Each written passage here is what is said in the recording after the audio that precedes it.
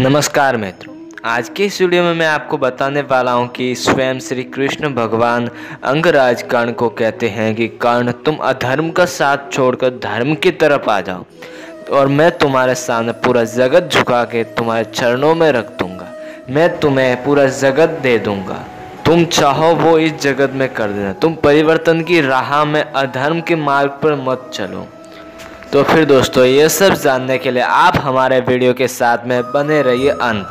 तो चलिए दोस्तों, बिना टाइम वेस्ट किए अब कर देते हैं वीडियो को स्टार्ट। तो फिर दोस्तों, ये बात उस समय के जब महाभारत के युद्ध से पूर्व श्री कृष्ण पांडवों की ओर से शांति प्रस्ताव लेकर हस्तिनापुर आए थे और दुर्योधन ने उनका अपमान किया। अपमान के बाद में जब श्री कृष्ण के साथ में अंगराज कर्ण भी गए उनके पीछे पीछे, तो उनसे उन्होंने अपने मित्र की ओर से क्षमा मांगी। फिर श्री कृष्ण हस्तिनापुर से रथ पर सवार होकर प्रस्थान करने वाले थे कि अंगराज कर्ण ने कहा कि मैं अपने मित्र की ओर से क्षमा मांगता हूँ और आपको मैं आगे तक मैं इस रथ का सारथी बनकर आपको छोड़ देता हूँ। फिर ये बात पर श्री कृष्ण मान जाते हैं और उनसे प्रेम भाव के साथ में चल जाते हैं। फिर वह रथ लेकर चलते चलते एक तालाब के किनारे आते हैं। फिर श्री कृष्ण कहते हैं कि तुम रथ को रोको और मेरे साथ में इस तालाब के किनारे पर आओ। फिर वहाँ पर किनारे पर जाकर वह श्री कृष्ण उनसे कुछ कहने लगे। फिर श्री कृष्ण ने कहा कि तुम अधर्म का साथ छोड़ दो अंगराज कर्ण, तुम अधर्म के साथ में हो। जो तुम्हारा मित्र कर रहा है वह अधर्म है और अधर्म के कार्य में तुम्हें साथ नहीं देना चाहिए। तुम इतने महान हो, तुम इतने दानवीर हो, तुम्हारी कई कथाएं सुनी है मैंने, और तुम्हें तो धर्म और अधर्म की सबसे गहरी परख है, अर्थात कि तुम धर्म और अधर्म में अच्छे से परख जानते हो। तो फिर तुम स्वयं जानते हो कि दुर्योधन जो कर रहा है वो अधर्म है, लेकिन फिर भी तुम उसका साथ दे रहे हो। तो फिर इस बात पर अंगराज कर्ण बोलते हैं कि मैं दुर्योधन का कृष्ण नहीं बन सकता, लेकिन सुदामा तो जरूर बन सकता हूँ। और क्षत्रियों के समाज ने मुझे इसलिए स्वीकार नहीं किया क्योंकि मैं एक सूत पुत्र था, लेकिन फिर भी मेरा मित्र दुर्योधन महान था जिसने मुझे अंग देश का राजा बना दिया और मुझे स्वीकार कर दिया। उस महान दुर्योधन मित्र ने ऐसा भेदभाव नहीं किया ऊंच नीच का।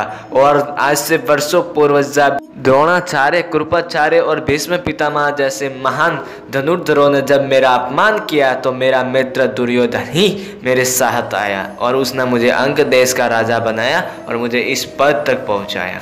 तभी मैंने अपने मित्र को वचन दे दिया था कि मैं जीऊंगा तो बस उसके लिए। तब से जो भी खुशी है वो मेरे लिए मेरी नहीं है, वह खुशी मेरे मित्र की है।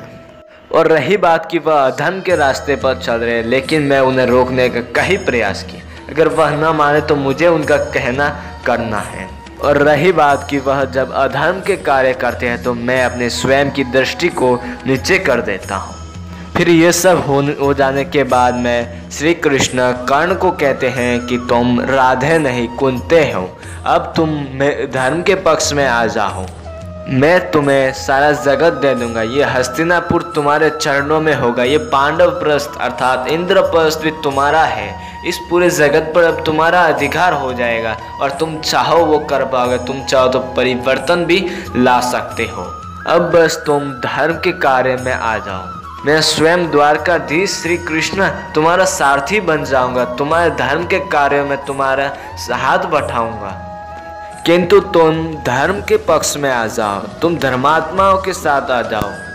लेकिन फिर भी वह अपने मित्र दुर्योधन के ऋणी होने के कारण अब श्री कृष्ण के किसी बात को स्वीकार नहीं करते और वह श्री कृष्ण को कहते हैं कि मैं अपने मित्र का ऋणी हूँ, जिस ऋण को मैं चुका नहीं सकता, अपने प्राण देकर भी चुका नहीं सकता। इसलिए मैं अब अपने मित्र के अधीन हूँ और मैं अपने मित्र का हर कहा मानूंगा। इसलिए मैं चाहकर भी आपके इस धर्म के कार्य में नहीं आ सकता, कृपया मुझे क्षमा कर दीजिए।